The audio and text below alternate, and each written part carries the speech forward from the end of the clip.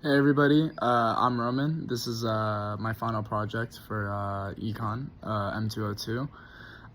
For this assignment, I actually decided to look at Malawi, which is a landlocked country in the southeastern Africa, and it's one of the more poor economies in the world. And I actually picked it because right now it's going through a pretty dramatic debt crisis.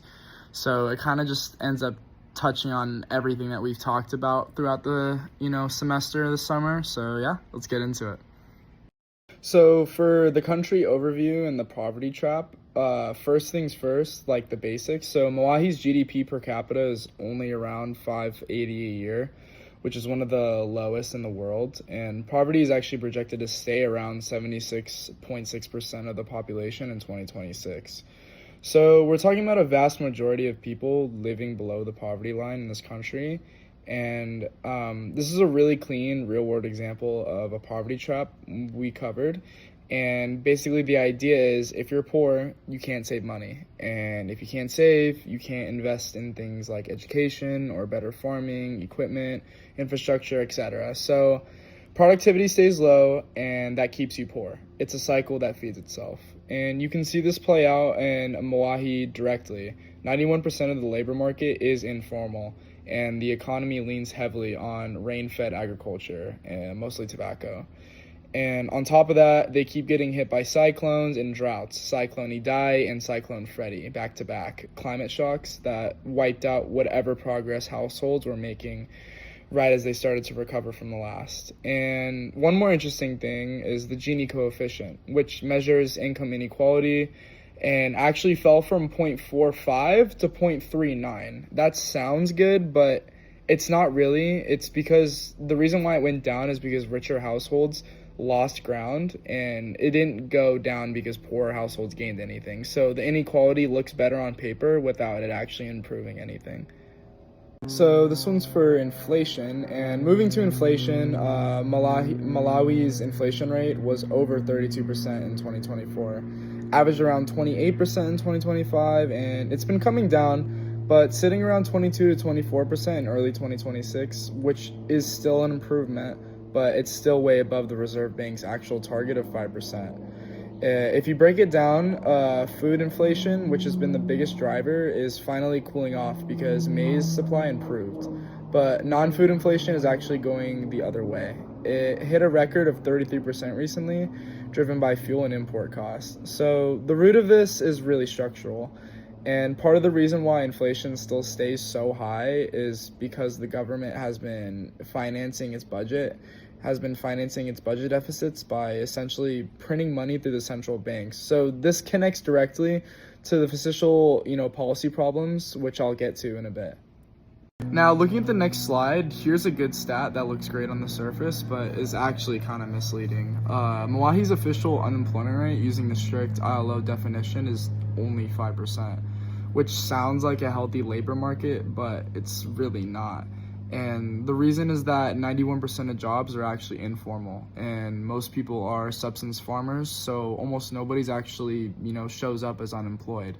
They're technically still working, but just not earning much or, working full hours, and that's what labor, underutilization number actually captures.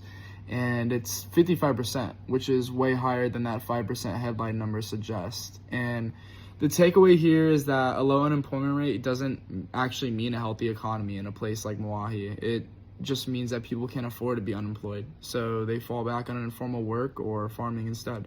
Now for the monetary policy. On monetary policy, the Reserve Bank of Malawi cuts its policy rate by 200 basis points down to 24% in March 2026, which was its first rate change in almost 2 years. That's them trying to balance fighting inflation against not choking off growth. And honestly, the more interesting story here is the exchange rate. Back in November of 2023, Malawi's devalued its currency, the kwacha, by 44% as part of an IMF deal. Devaluing a currency is supposed to usually make your exports more competitive, but since of April 2025, the government actually held the official exchange rate fixed against the dollar, which basically just erased the benefits of that devaluation. And the result of this is, persistent foreign exchange shortages and a growing gap between the official rate and what people actually pay for the dollars on the street. Finally, moving on to the fiscal policy. This is probably the most dramatic part of the whole presentation. Malawi has been in debt distress since 2022, and back in 2023, they got approved for a $175 million loan from the IMF. But the government missed its own fiscal targets and never actually completed the required program review, meaning that, the deal automatically expired in May of 2025 with only 35 million of that money actually ever being paid out. And right now, almost 37 or 39% of the government's own domestic revenue goes just to paying its wages, debt interest, and pensions. That doesn't leave much room for actual investments in things like roads, schools, hospitals, and stuff that would help the community long term. And this is just a textbook example of what we called crowding, and the government debt obligations literally crowding out productive spending. Public debt is now above 90% of the GDP, which is back to levels not seen since before, the major debt relief programs in the early 2000s.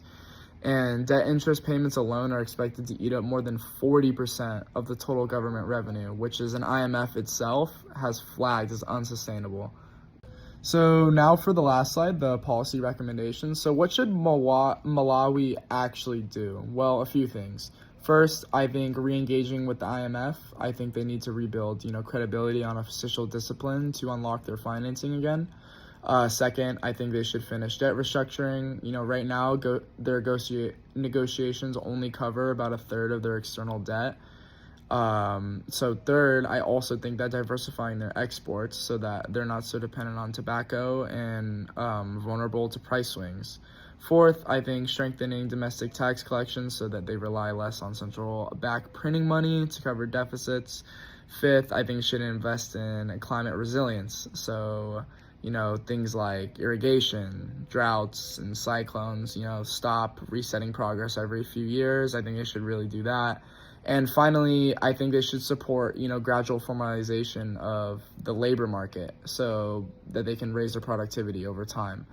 The big picture here is that all of Malawi's problems feed into each other. So, the poverty leads to informal low productivity work, which leads to low tax revenue, which leads to deficits, which leads to money printing and inflation. So fixing just one piece isn't enough. If I had to pick, honestly, it would be probably to start with a new IMF program. But, since then, I think with all these policies, I think they could do good. So yeah. That's everything that we covered for the presentation. I think that Malawi has a long way to go in terms of their economy, but with everything that we covered, I think that's definitely a possibility. But here are the references. These are everything that I use. Most of them are from, World Bank. But yeah, that's the end of my presentation. I hope you enjoyed and have a great rest of your day. Bye.